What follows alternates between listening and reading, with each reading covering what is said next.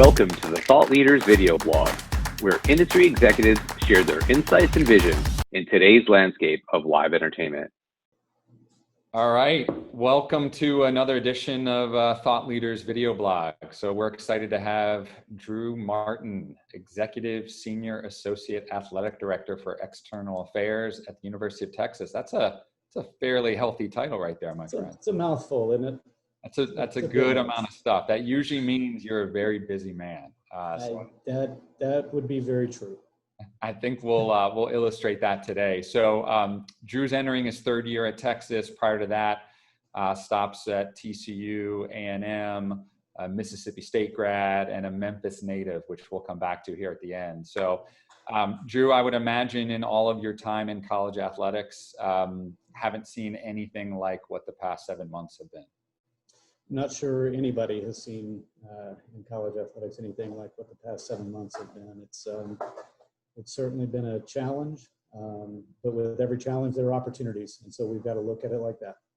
No, absolutely. And I think one of the things that always bubbles to the top during challenging times is, how you engage and communicate. That tends to either be a breakdown and a miss or a huge opportunity. So curious as we start, with your fans and donors, I feel like changes were happening almost daily, games, no games, how the season was going to play out, attendance. So what was the approach from your perspective in terms of messaging and managing that communication? Sure. And communication, particularly amidst all the change that you mentioned, and you talked about it being daily. I remember back to, mid-March when we were at the Big 12 Conference Men's and Women's Basketball Championships in Kansas City. It wasn't daily, it was hourly that changes were happening. By the time that I boarded the flight and landed in Austin, Texas to come home when the tournaments were called off, I learned that the NC2A had in fact canceled the basketball tournament as well. So it was hourly at that point, and then it proceeded to daily, and then weekly, and now we're back to kind of some daily situations amid testing and all the protocols we have in place. But communication is key, and this is where I credit our athletics director, Chris Del Conte at the University of Texas. He immediately had his executive leadership team meet virtually on a daily basis, and at that time in late March and early April, it was daily, including Saturdays and Sundays. And eventually, once we began to get our bearings about us, it still to this day is a daily Monday through Friday 2 p.m. phone call of the leadership team to make sure that we're all on the same page. Because if we're not on the same page, we can't possibly keep our coaches, our student athletes, our staff, and then our fans and donors informed. And that's critical when you're facing something like this. So our approach was really to be as transparent as we possibly could be. To you learn really, really quickly in this pandemic to caveat everything as of now, as of today, what we know right now, to make sure, because it was changing so rapidly. But our approach was to get together as a leadership group, make decisions, and then communicate out those decisions to our fan base and donor base as quickly and effectively as possible, and using a myriad of tools. Some of it was email campaigns, making sure that if we had anything with, we were in season ticket renewals for football at that time. So what does this mean for our football season? What does this mean for renewals? And then all the way down throughout the summer, we had our Longhorn Foundation, and really all of our staff at one point in time or the other, including all of our coaches, participated in a phone call outreach campaign. I believe every season ticket holder and donor received at least 3 phone calls personally from someone in the University of Texas Athletics Department, either in the beginning just to check in with them, and then as we progressed and had some decisions made about seasons, to find out what their options were. Were they going to keep their season tickets? Were they going to ask for a refund on their season tickets, knowing that it wasn't going to affect their future viability or availability of getting season tickets to the 21 season? Or would they consider, in the financial times that we're in, to convert their season tickets and their donation to 100% tax deductible gift? So we needed to make sure that we had open communication and honest communication with all of our constituents throughout this entire process.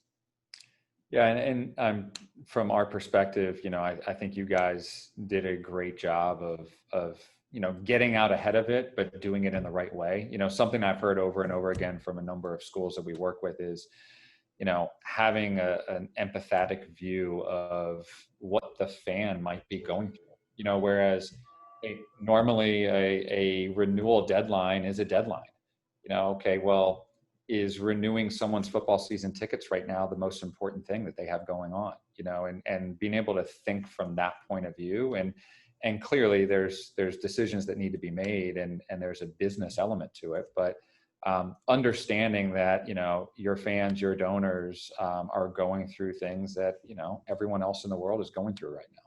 Absolutely. And those things that they were going through were going to change throughout the process for them on a personal level, on a professional level, just like they were for us. And so, really embodying what Chris had brought to Texas, and this whole fan first mentality for the last 2 years, which really translated into things like Depot Boulevard, things like Smokies Midway, Longhorn City Limits, really that in-game atmosphere, fan first mentality. It translated into making sure that we're putting our fans' needs first, understanding that this was going to deeply impact college athletics and the way that we operate, but that it is for a period of time. We are going to figure out how to move forward. We're going to figure out, I say we, the medical community, of which I'm not a part of, is going to figure out how to treat this pandemic, how to treat this virus, to get us back to where we are. So in the meantime, while we're all going through this, we've all got to go through it together. And so back to the communication piece,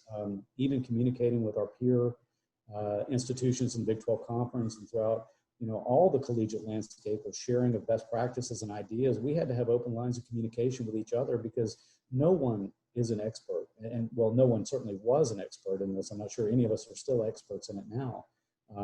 But sharing of ideas and best practices, and what are you guys doing? How are you handling this? That type of communication was vital in this process as well. You touched on some of the things that you guys have implemented over the past few years from a game day perspective. So let's dive into that for a second. You've got a couple home games under your belt, 25% capacity. So two questions here. What were the most significant preparations getting ready for that first game? And then now that you're a few games in, what's worked really well, and what candidly may have some room for improvement? Sure. Preparation for game day really started way back in early summer, late spring, early summer. You can't have preparation for games without preparing to get your staff back on campus, without preparing to get your student athletes back on campus and in practices. And so what Chris had done was divided up our senior leadership into committees to get back to the 40 acres is what we call the University of Texas. So get back to the 40. Sean Eichhorst and Ryan Brashears led our get back to the 40 for our staff. And if we could do that safely, then Chris Plonsky, Alan Harden, Dr. James Bray, that student athlete services division enacted their get back to the 40 for the student athletes. And then between Andy Foley, myself, Arthur Johnson, James Barr, it was get back to the 40 from a facilities, events, donor, fan base situation. So all of those things kind of had to happen in this very methodical, tiered approach. And we included everybody throughout the entire athletics department in these plans. So by the time that it came to game day, that first game on September 12 in football against UTEP, we were very, very well prepared. Those plans had been made, had changed, had been made again, had changed again, whether it was with state mandates or with university mandates, certainly with the virus spiking and receding again. We had several different changes throughout all of our manuals until we got to the September 12th date.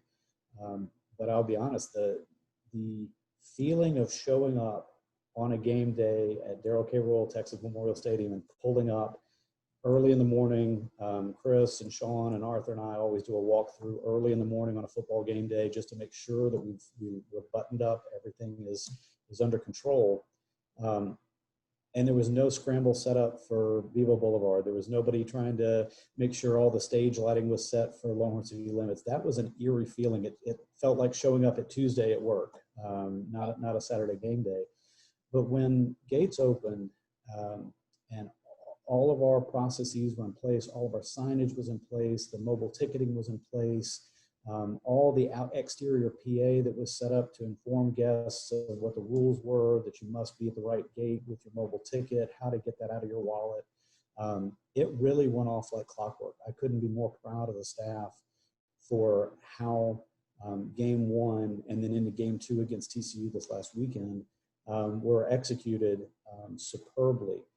Certainly some things here and there, quite frankly, our number one complaint, we do a Sunday survey of all of our fans that attended the game and asked for their feedback. Out of 5, all of the areas we surveyed have been above a 4, which is excellent.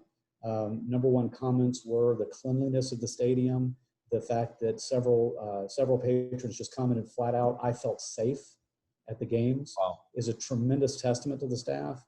The number one struggle we've got is frankly having fans realize that even when they're sitting in their seats, they must keep their face mask or their face covering on at all times unless they're eating or drinking. And so it's that's been the most difficulty, and I get it. I hear it from the fans. I'm socially distanced. My family is nowhere near another party in the stadium. The social distancing in the stadium is excellent. I don't understand why I have to wear my face mask at a game. I don't have to when I go to a restaurant and sit down with my family at a table. When the Austin health inspectors came to game one, they monitored the concourse areas, the public space areas. They noted that it was almost a 90% adoption rate of face coverings in those public areas, those common areas, but a very, very low adoption rating in the stadium. And so I understand that people don't get that when they're at a restaurant, the likelihood that one of them is going to get up and start shouting and screaming and cheering and that physics behind it really expels those droplets a lot further than that 6-foot radius. But in a football stadium, that is a high likelihood. And so that's the reason for the mask.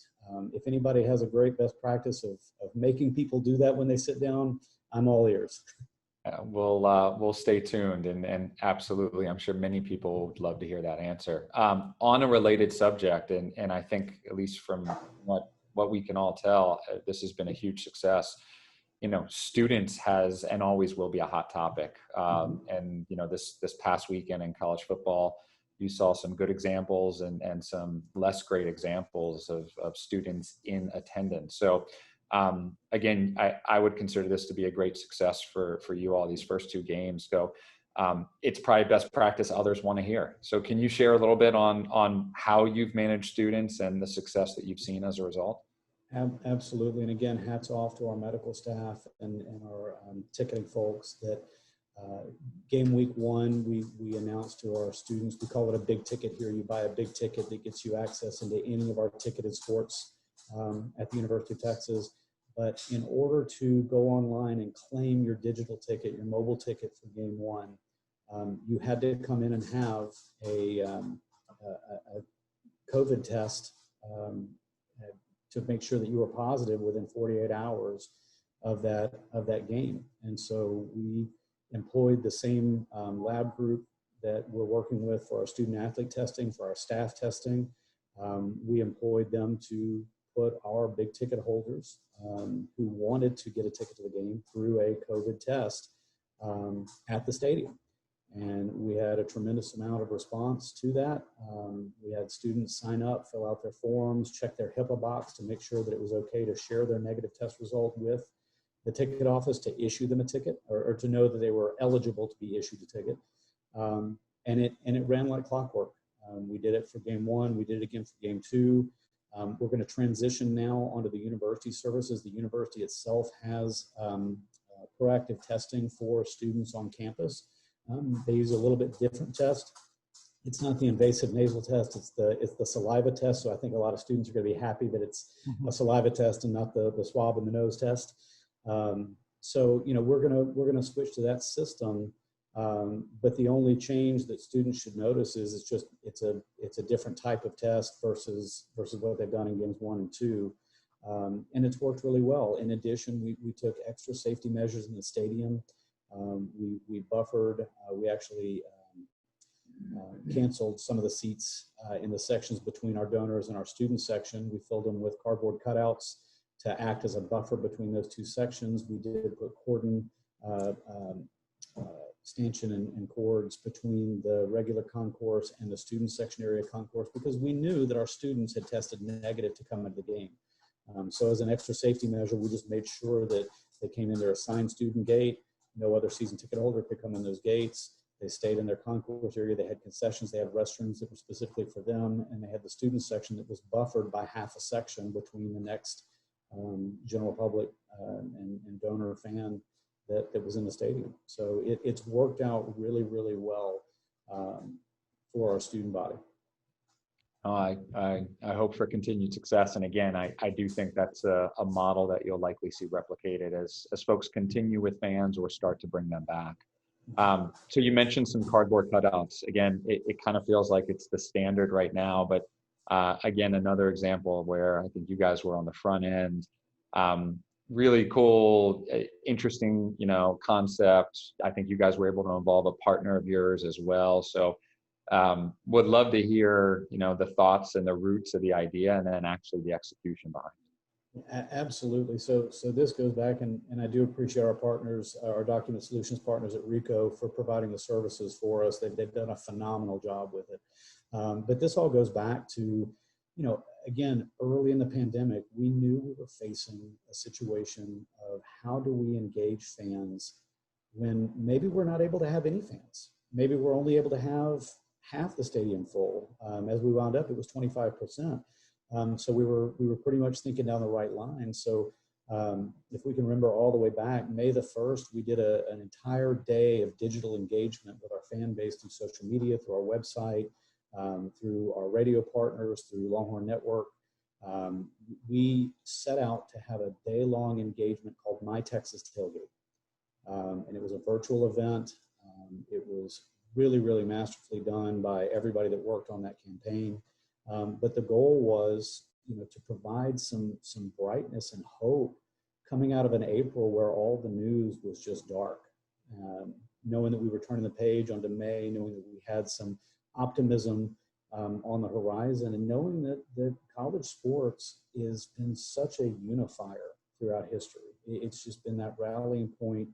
I can think back to other times in life where things were tough, and 9/11 is a great example. Those first athletics events after 9/11 seemed to really be healing moments for this country.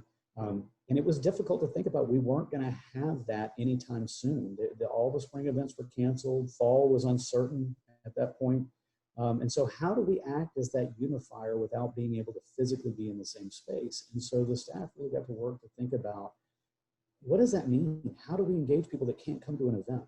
And so out of that, a multitude of ideas and really kind of a roadmap for how we were going to engage once we were able to get back to sporting events emerged. And a piece of that became these cardboard cutouts. If you can't be there in person for any number of reasons, maybe you have underlying health concerns, maybe we were at capacity and you just physically weren't able to get a ticket to the game, how can we still ensure that you're represented, that you let the Longhorns players know that you're behind them and you support them? And so our marketing staff got to work. Charles Branch and Natalia Cavani did a great job of putting this program together. Our Longhorn Sports Properties partners, RICO, again, did a phenomenal job in executing this campaign. And it's been a lot of fun. We've seen everything. My husband and I bought cutouts for our two dogs, so we made sure that Sophie and Wilson were present and accounted for in Darrell K. Royal. We've got a lot of fans who frankly said, we just can't be there this year, unfortunately, but we want our family represented. So they bought cutouts for their family. We've had people honor lost loved ones. We've had people really salute our military service members, maybe family members that were deployed overseas that aren't physically with us in the country right now. So it's been a lot of fun. And then Tom Herman, before our TCU game, decided that we needed some minister of culture in the stadium. So we have about 50 cutouts of Matthew McConaughey and the various roles that he's played in film credits in his career. And that was that was a Tom and Michelle Herman family contribution to the atmosphere on game day. So that's been a lot of fun too. That is uniquely Texas for sure. No, that's great story, and there's so many successes like that. So when we think about opportunities and silver linings during tough times, I mean, there's a number of examples. You mentioned a little bit with students. I know, our team rallied around things like virtual queuing and timed entry to assist in those areas. I think the biggest shift we've seen as an industry, when you think a little bit around engagement and ticketing at its core, is really the fully mobile and contactless experience. So again, that has taken off dramatically, partially out of opportunity and candidly partially out of necessity for fans to have the right experience. So again, like many things, you guys have executed really successfully in this area, not just from the ticketing perspective, but also tying that in with other things like concessions and the work you're doing with our friends at Sidearm and the Game Day app. So again, any highlights on kind of the approach there? I know a big part of it, back to what we said earlier, was communication. And you guys put a lot of effort in terms of communicating with the fans on that experience, but would love to hear any additional thoughts you have. Sure. We jumped on it early, as you know, with our friends and partners at Pacquiao. The good news is this is something that we had already been eyeing as an option for season tickets this year. We put it on the renewal form that instead of receiving paper tickets, you could receive a mobile version of your season tickets. So we were really able to shift into high gear once it was evident that contactless was going to be the key word of sporting events and any live events, certainly during this time period, but probably moving forward as well. This will have long-lasting impact on our industry.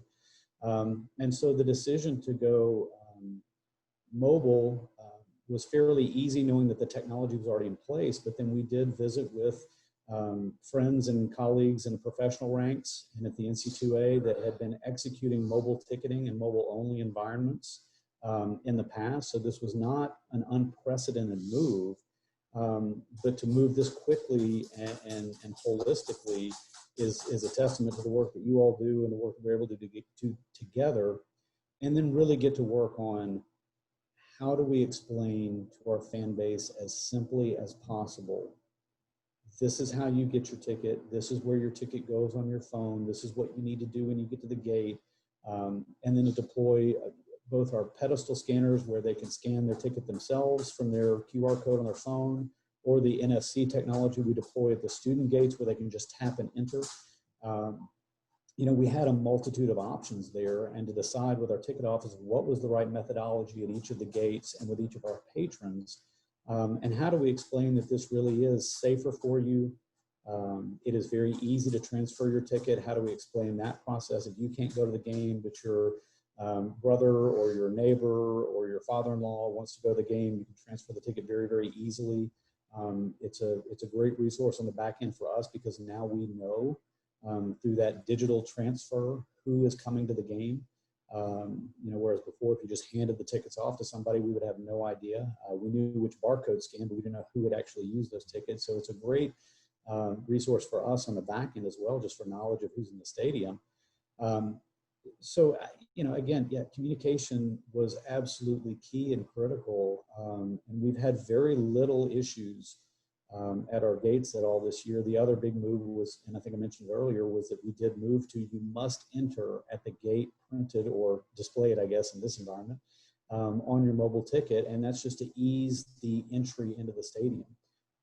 We have gates 1 to 32 in the football stadium, and historically it's the 4 corners that have been backed up in logjam. And so just the ability to change and move and to segment the population in the stadium to the right ticket entry and program the scanners to only accept those tickets at that gate has really proved beneficial to the ingress into our stadium and the ease that fans are seeing getting into. Along with that communication, we also went one step above, and we sent out a personalized map to anyone. If you were in section 1, you needed to go in gate 1. We gave you a map of the stadium. Here's where gate 1 is, here's where section 1 is, and here's your concourse path to get there the most efficiently and the safest. So utilizing that technology and the ability to do variable data through our e-marketing campaigns has really, really proved beneficial for the fan. Again, back to that fan first. If you get to our stadium and don't know where to go, that's a failure on our part, not your part. Mm-hmm. No, it's interesting, and I think you've given a couple different examples of the camaraderie of seeing the staff come together and take ownership. That at the end of the day, the impact is felt as you work backwards from the fan and those that are actually experiencing the event. So kudos to all of you. Last couple things as we wrap up. So normally this is one of the craziest weeks of the year. I'm not saying it's not the case this year with Red River, but here we are a couple of days out. I mean, what's the preparation like this year versus a typical Red River week? Communication. That can be the title of this entire process, is communication. We've been on Zoom calls with the State Fair of Texas, the Cotton Bowl, Fair Park, and our friends at the University of Oklahoma multiple times. We've had a bi-weekly call for as long as I can remember, just to get ready. Once we got past what the capacities were going to be on our own stadiums, what the processes were going to be in our own stadiums, we made a commitment together to try to replicate our own home environments as closely as possible, so that we got to the Cotton Bowl game, the Red River, AT&T Red River rivalry, Red River Showdown game. It's had multiple names throughout time. But to make sure that our fans that had been coming to our home events in Norman and in Austin, that they had some familiarity. So the decision to move to all mobile ticketing at that game, the decision to go as contactless as possible, to assign gates, to face coverings being required in and around and during the game. So it's just been open communication throughout the entire process, which is unique because this is a one-off football game in a stadium that doesn't typically host many events throughout the year. It's not like playing the Florida-Georgia game, which I believe is played in the Jaguar Stadium in Jacksonville, that has an NFL tenant in there weekly. This is a unique situation, and so it's taken a lot of coordination, a lot of communication among all the parties involved, and we're grateful to our friends at AT&T for continuing to provide their support and their sponsorship of the game that enables us to do a lot of these things. Should be a fun one this weekend. All right, we're gonna wrap it up. Hard-hitting stuff here, Drew. So I mentioned in the intro, a Memphis native who has probably lived in the state of Texas as long as anywhere. So the hard-hitting question is naturally going to be Memphis barbecue versus Texas barbecue. So where do you stand on that? I'll be the good politician and stand squarely between the two and say that the best brisket in the world comes from Texas, and the best pulled pork in the world comes from Memphis. If it's any indicator, annually, my husband and I have a little annual celebration outside of our key dates of birthdays and anniversaries, but we have a day that's special each year to us, where we do definitely order in Memphis barbecue. So I'd have to, if I had to give a nudge, at the wire, the pork barbecue in Memphis wins by a nose. All right. Well, good to know. Both sound outstanding. All right. On that note, Drew Martin, a huge thank you for joining us for another Thought Leaders video blog. So thanks so much for joining us, and good luck with the rest of the season. Thank you for having me. Hook 'em. Thank you for joining the Thought Leaders video blog. And remember, everyone can step up and be a leader in their own way. We look forward to seeing you next time.